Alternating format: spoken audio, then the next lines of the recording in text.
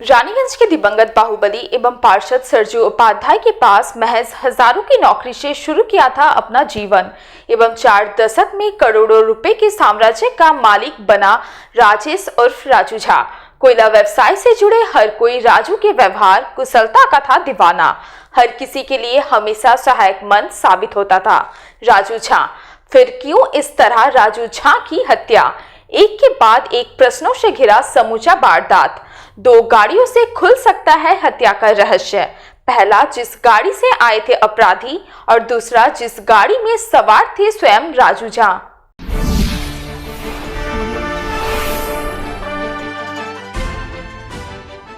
प्राचीन शहर रानीगंज के बाहुबली एवं रानीगंज नगर पालिका के पूर्व कांग्रेस पार्षद स्वर्गीय सरजू उपाध्याय के साम्राज्य में महज 10,000 रुपए की नौकरी से राजेश उर्फ राजू झा ने अपने ठोस जीवन की शुरुआत की थी और लगभग 4 दशक के सफर में राजू झा को बस्ती से करोड़ों के साम्राज्य का कर्णधार बन बैठे थे। मूल रूप से बिहार राज्य के मधुबनी जिले के बासी एवं रानीगंज शहर के पंजाबी मोड़ स्थित 6-7 नंबर कॉलोनी के साधारण ब्राह्मण परिवार में जन्मे राजू झा बचपन से ही अपने अजीबोगरीब शरारतों और बदमाशी के लिए चर्चित रहते थे और इस भूमिका से राजेश झा के पिता कामेश्वर झा भी परेशान रहा करते थे। रानीगंज के मरवाड़ी सनातन विद्यालय में अध्ययनरत के दौरान राजू झा अपने कारनामों से स्कूल के शिक्षक एवं छात्रों के बीच चर्चा में रहते थे। बीच में ही स्कूली शिक्षा भी अधूरी छोड़कर राजू झा रोजगार की तलाश में जुट गए।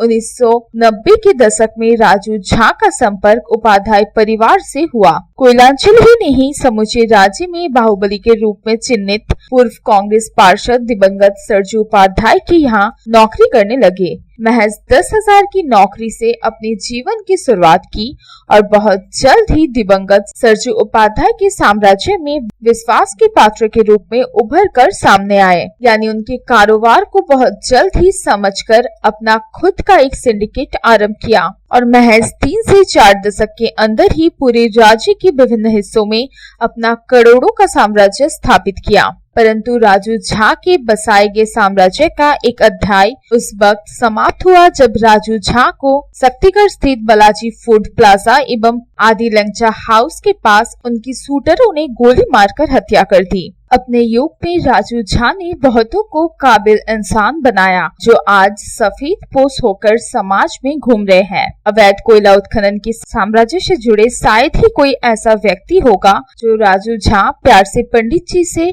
उपकृत ना हुआ हो। अवैध कोयला कारोबार से जुड़े लोग पंडित जी के बराई ना के बराबर करते थे। यानी आप यह कह सकते हैं कि भले ही राजू झा अवैध कोयला के कारोबार के किंग थे, परंतु अपने व्यवहार कुशलता से हर वर्ग के लोगों के बीच प्रिय थे। इसके बाद भी राजू झा की इस कदर हत्या क्यों हुई, ये एक बहुत बड़ा प्रश्न उभर कर सामने आया है। पहला, राजू झा की हत्या के पीछे दलगत राजनीति। दूसरा, हाल ही में कोयला लिफ्टिंग को लेकर फैले असंतोष। तीसरा, 5 सालों के विराम के बाद पुनः फैलता राजू झा का वर्चस्व से असंतोष। चौथा, क्या राजू झा के पास कोई ऐसा तथ्य था जिसके उजागर होने से आ जाता भूचाल। पांचवा, राजू झा की हत्या से किसको पहुंचेगा सबसे ज्यादा फायदा।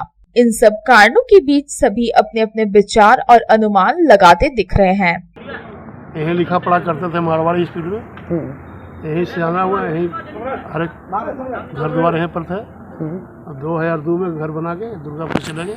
व्यवसाय ही करते थे, सबसे पूरा गांव से मिलता था। हाँ, दुख सुख बतियाता है, कोई गरीब है, कोई अपना अपना रोया, सब हमको कुछ दो, ये दो, सहयोग करता था। क्या सब कुछ न कुछ मिलता था। और मंदिर भी बनवाए हैं। कोई दुख दर्द हुआ बोला तो उसको पूरा करते थे, आते थे। उनको तो रिपोर्ट सीबीआई रिपोर्ट करना चाहिए, सीबीआई जांच करवाइए।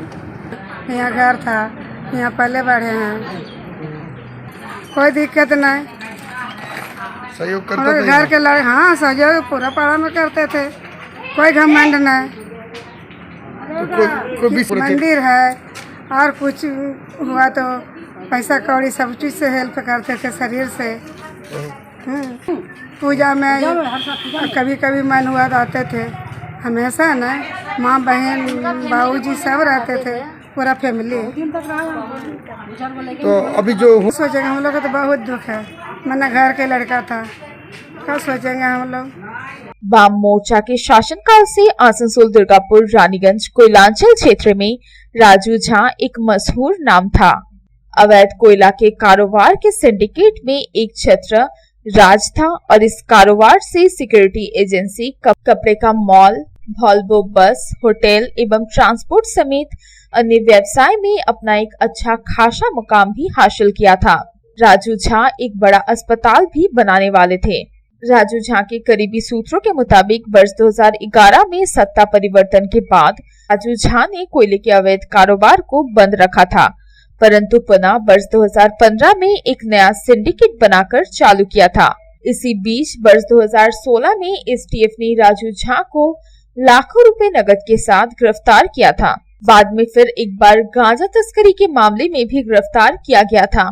काफी दिनों तक शांत रहने के बाद राजू झा ने विधानसभा चुनाव से पूर्व बीजेपी में शामिल हो गए और उन्हें रानीगंज से बीजेपी के उम्मीदवार बनाने की भी चर्चा काफी जोरों से चलने लगी, किंतु ऐन मौके पर बांकुड़ा पुलिस ने राजू झा को गिरफ्तार कर लिया। इसके बाद राजू झा पुनः राजनीति से अपने आप को किनारे कर लिया। हाल ही में अंबुजा स्थित राजू झा के करीबी एक ट्रांसपोर्ट ऑफिस में गोली चली थी, जिसमें रितेश सिंह बाल बाल बच गए। इन सब के बीच शनिवार को एक अध्याय का अंत उस वक्त हो गया जब दुर्गापुर से कोलकाता जाने के लिए निकले राजू झा की शक्तिगढ़ स्थित नेशनल हाईवे 2 पर गोली मारकर हत्या कर दी गई। 0 पॉइंट से एक के बाद एक लगातार 6 गोली सीने में लगने से राजू झा की घटना स्थल पर ही मौत हो गई, परंतु इस घटना में फॉर्च्यूनर कार के ड्राइवर, उनके साथ बैठे दुर्गापुर बेनाचिती के वासी ब्रतिन मुखर्जी बाल बाल बच गए। ब्रतिन मुखर्जी के हाथ में गोली लगी। इस बीच सूत्रों ने कहा कि मवेशी तस्करी मामले में अभियुक्त इनामुल हक के करीबी अब्दुल लतीफ भी यहां मौजूद थे। यह गाड़ी भी अब्दुल लतीफ की ही थी, किंतु फायरिंग के दौरान अब्दुल लतीफ गाड़ी में थे या नहीं, इसकी पुष्टि नहीं हो पाई है, परंतु सीसीटीवी फुटेज में वारदात के समय घटनास्थल पर अब्दुल लतीफ नजर आए। पुलिस समूचे मामले की तहकीकात कर रही है। रविवार की शाम वर्धमान मेडिकल कॉलेज अस्पताल से पोस्टमार्टम होने के बाद राजू झा के पार्थिव शरीर को दुर्गापुर के विधाननगर स्थित आवास पर लाया गया, जहां पर परिजनों एवं उनके व्यवसाय से जुड़े लोगों ने अंतिम दर्शन के लिए इकट्ठा हुए।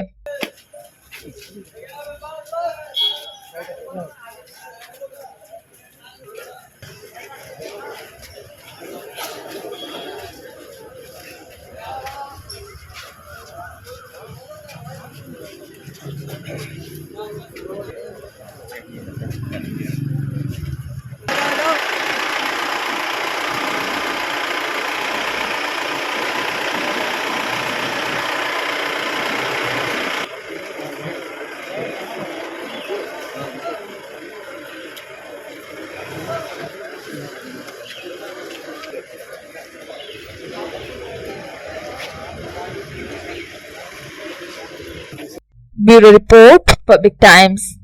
এবার আপনাদের শহর রানীগঞ্জে প্রথমবার রাধাকৃষ্ণ ফ্যাশন জুয়েলারি নিয়ে এলো নাড়ুগোপালের জুয়েলারি। এখানে আপনারা পেয়ে যাবেন American diamond necklace, bracelet, chain, ring, gold, silver plating, গোপালের সাজসজ্জার বিভিন্ন জুয়েলারি। এছাড়াও মহিলাদের জন্য রয়েছে 1.5 গ্রাম গোল্ড প্লেট জুয়েলারি, কুন্দন সহ আপনাদের পছন্দ মতো সকল প্রকার সোনা ও রূপোর প্লেটিং জুয়েলারির বিপুল সম্ভার। চৈত্র মাসে কেনাকাটায় থাকছে বিশেষ ছাড়।